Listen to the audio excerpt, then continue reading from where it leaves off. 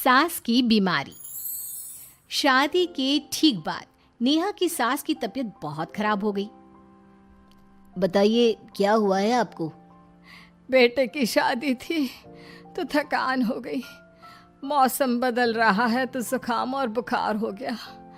ऊपर से बहू के घर का खाना पता नहीं कैसा था कि पेट भी खराब हो गया। खाना तो बहुत बढ़िया था डॉक्टर साहब, सारे रिश्तेदार तारीफ कर रहे थे। रोहित की माँ इतनी कमजोर है कि जरा से में बीमार पड़ जाती है। डॉक्टर साहब आप सारी जांच करके देखिए, मुझे ऐसी क्या बीमारी है कि मेरी तबीयत ठीक ही नहीं रहती। फिलहाल तो ज्यादा कुछ नहीं है, पहले आपके जुकाम बुखार और पेट का इलाज कर लेते हैं, फिर बाकी के टेस्ट करवा लेंगे। अभी आप ये दवाइयाँ ले आइए। पिताजी मैं डॉक्टर साहब को छोड़कर और दवाइयाँ लेकर आता हूँ। माँ जी तो बीमार थी, इसलिए नेहा ने किचन संभाल लिया। माँ जी अब आपकी तबीयत कैसी है? पहले से ठीक है। आप बैठिए, मैं खाना लगाती हूँ। तेरे बाबूजी और रोहित ने खाना खा लिया? रोहित तो टिफिन लेकर ऑफिस गए हैं माँ, और बाबूजी ने खाना खा लिया है। आप शुरू कीजिए। यह क्या, खाने में इतना तेल इतने मसाले? अरे अभी अभी तो तबीयत ठीक हुई है मेरी, तुम क्या मुझे वापस बीमार करना चाहती हो? नहीं माँ जी, ऐसा नहीं है। क्या हुआ? देखो ये बहू ने कैसा खाना बनाया है। खाना तो बहुत ही स्वादिष्ट था। अरे मैं ये खाना खाऊंगी तो बीमार हो जाऊंगी ना। ओह हाँ, बहू को अभी पता नहीं ना तुम्हारे बारे में, रोहित समझा देगा उसे। देख बहू, अच्छे से समझ लेना कि इस घर में कैसा खाना बनता है। हाँ माँ जी, मैं समझ लूंगी, लेकिन अभी आप कुछ तो खा लो। ये खाना खा लूंगी तो कल का खाना खाने के लिए बचूंगी भी नहीं। सास की बातें सुनकर नेहा उदास हो गई। उसने रोहित के घर आती ही उससे माँ जी के खाने के बारे में पूछा। आज माँ जी ने मुझे खाने के लिए बहुत बुरा भला कहा। माँ को मसालेदार और तेल घी वाला खाना सूट नहीं करता, वो बीमार पड़ जाती हैं। ऐसी क्या बीमारी है माँ जी को? पता नहीं, आज तक कई डॉक्टरों को दिखाया, कितने टेस्ट करवाए, लेकिन कोई बीमारी पकड़ में ही नहीं आई। नेहा को कुछ समझ में तो नहीं आया, लेकिन उसने अपनी सास के हिसाब का खाना बनाना सीख लिया। माँ जी आज तो खाना ठीक है ना? खाना तो ठीक है, लेकिन ये मुआ रेडियो क्यों चल रहा है इतनी तेज आवाज में? वो माँ जी मैं अकेले काम करते करते बोर हो रही थी ना, तो टाइम पास करने के लिए चला दिया। तेरा इस टाइम पास के चक्कर में मेरा सर दर्द से फटने लगा है। तेज आवाज से मुझे माइग्रेन हो जाता है। सॉरी माँ जी, मुझे पता नहीं था। तुम्हें जब तक सब पता चलेगा तब तक मैं तो भगवान के पास ही पहुंच जाऊंगी। नहीं नहीं, ऐसा मत कहिए ना माँ जी। अब मैं कहीं भूख से ही ना मर जाऊं। खाना मेरे कमरे में रख दो। बेचारी नेहा, उस दिन उसे बहुत दुख हुआ। नेहा तुम रो क्यों रही हो? आज माँ जी ने मुझे बहुत बुरा भला कहा, मैं तो सिर्फ रेडियो सुन रही थी। ओहो, तुम माँ की बातों का बुरा मत मानो, उन्हें तेज आवाज से सर दर्द होने लगता है, दर्द की वजह से बोल दिया होगा कुछ। लेकिन मुझे तो ये सब पता ही नहीं था ना, इसलिए बाबूजी ने मुझे पहले ही फोन करके सब कुछ बता दिया, और मैं तुम्हारे लिए ये हेडफोन लाया हूँ। अब तुम अपने गाने भी सुन सकती हो और माँ को परेशानी भी नहीं होगी। ये सिर्फ एक बात का हाल है, लेकिन माँ को तो हर चीज से परेशानी है। अब क्या कर सकते हैं, माँ बीमार ही इतनी रहती है। लेकिन माँ को ऐसी कौन सी बीमारी है?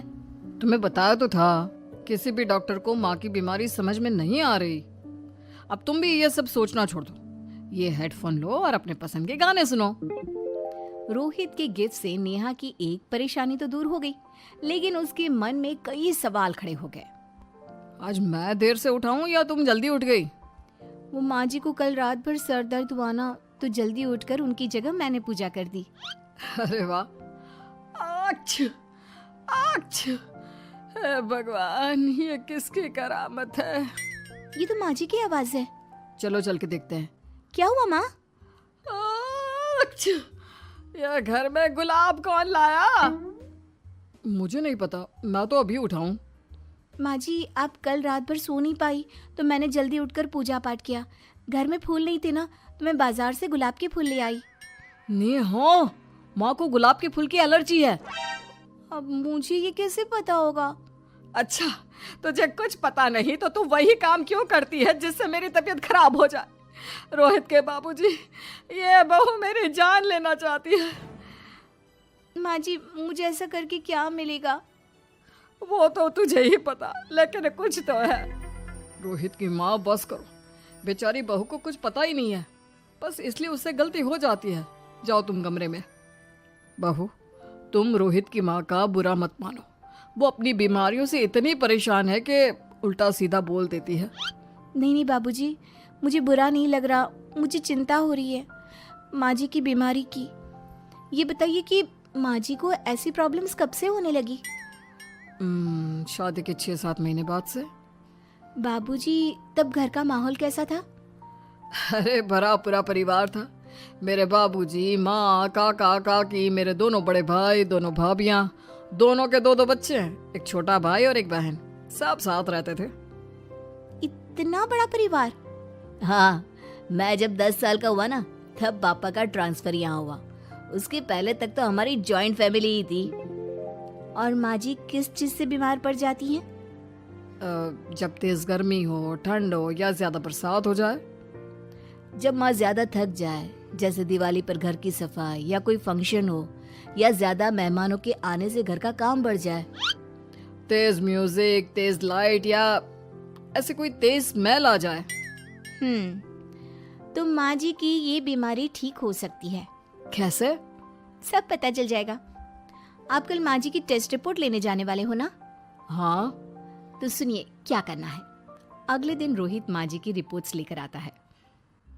माँ, बाबूजी, नेहा। अरे क्या हो गया रोहित? माँ जी की रिपोर्ट आ गई है। कुछ सीरियस है क्या? जिसका डर था वही हुआ। अरे गोल गोल बातें मत कर, सीधी तरफ बता बेटा, क्या हुआ है मुझे? माँ, आपकी किडनी, लिवर सब फेल हो गया है। आपका दिल भी कमजोर हो गया है। डॉक्टर ने कहा है कि आपके पास सिर्फ 1 महीना बचा है। ये क्या बक रहा है? ऐसा हो ही नहीं सकता। मुझे लग ही नहीं रहा कि मैं इतनी बीमार हूँ। लेकिन माँ जी, रिपोर्ट झूठी तो नहीं हो सकती ना? हाँ, माँ को 20 साल की उम्र से बीमारी लग गई थी, लेकिन कोई डॉक्टर पकड़ नहीं पाया और अब ये बीमारियां बहुत ज्यादा बढ़ गई हैं। हाँ रोहित की माँ, तुम्हें याद है शादी के 6 महीने बाद से तुम बीमार रहने लगी थी। अरे लेकिन वो अलग था, मुझे ऐसे कोई बीमारी नहीं हो सकती। ये तुम कैसे कह सकती हो माँ?